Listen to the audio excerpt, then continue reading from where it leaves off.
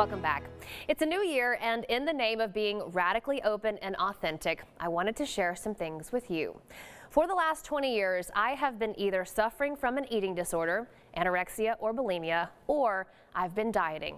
For 2 decades, I have been obsessed with my weight and how I looked. And honestly, being on TV does not help. Last July, though, I reached my breaking point. I was fed up. And then I read a book that changed my life and opened my eyes to the fact that diets don't work, and it's also not our fault. So, for the next few weeks, I'm going to deep dive into why we fail at diets, why our culture is so obsessed with weight, and how we can improve our body image and health without focusing on the number on the scale.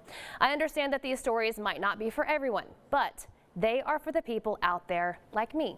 The people who have been suffering for days or weeks or years and who don't know where to turn.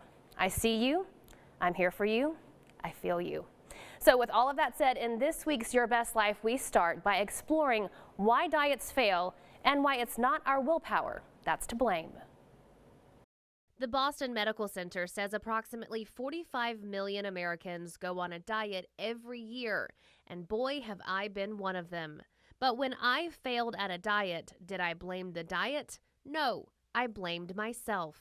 Diets do not work, and that's very, very clear through the research when it comes to intentional weight loss. Alyssa Rumsey is a registered dietitian and certified intuitive eating counselor. Her book, Unapologetic Eating, changed my life in 2021. In it, Rumsey writes that you fail at diets because your body is trying to keep you alive. This is not because it's a person's lack of willpower or their lack of self-control. Like, this is a biological thing. Like, this is their body trying to survive. According to Rumsey, your body doesn't know you want to lose 10 pounds to fit into those old jeans from high school. When you start restricting your food intake, it thinks you're in a famine and it wants to live. So it slows down your metabolism, makes you hyper-focused on foods in hopes you'll actually eat something, and when you do, it holds on to excess weight in case you decide to starve it again. When we look at anything, no matter what the way of eating is, within 2 to 5 years, the vast majority of people have regained.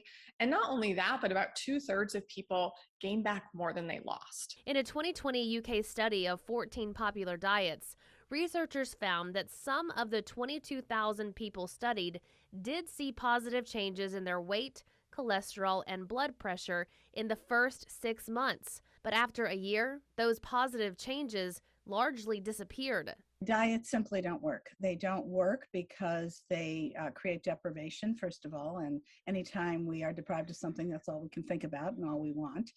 But even more foundational than that is that they take away one's autonomy. Nutrition therapist Elise Resch has been preaching this message since the 1990s.